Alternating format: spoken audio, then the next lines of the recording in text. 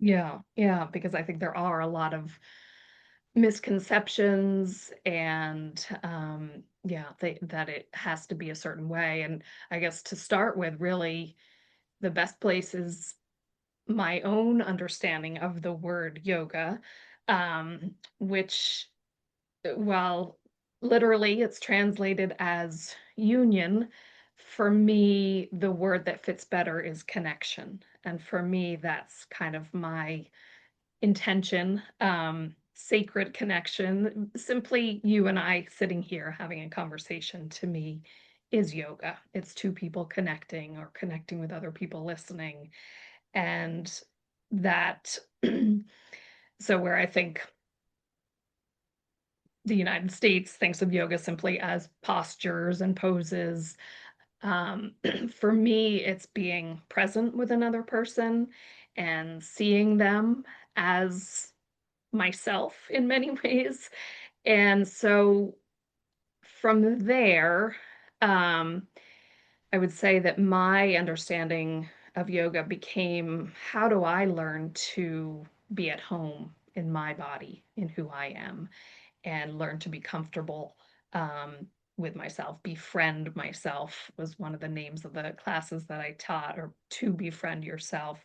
Um, because simply I think that's one of the greatest gifts that we can learn from this practice is to know what works for you. And so that um, when you're out in the world and you are uncomfortable or you are anxious or you're feeling many different emotions, you have tools to kind of bring you back to a place of balance. And so, what that looks like then with working with clients is, well, before I even came on here, simply I tend to do a practice of hand over heart and belly. And that's kind of my simple gesture to kind of take a breath and kind of come back and center myself in this moment. I tend to do that before I drive my car.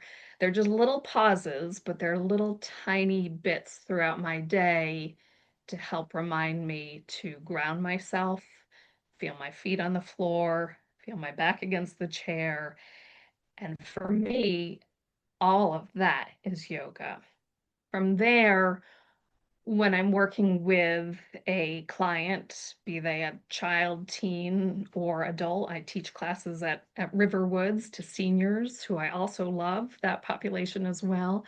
Um, a lot of it is about nervous system regulation, and that's really what I have kind of um, focused my work on and learning practices that work for each person, because not everything I offer is going to be right for each person. But I like to figure out, okay, this person showing up with high anxiety, they need to move their body, or we discover they need a lot of movement. Maybe it's even going for a walk or um, postures that are more strength inducing.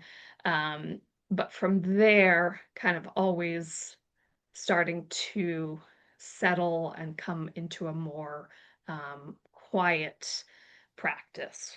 So I do a lot with guided relaxation.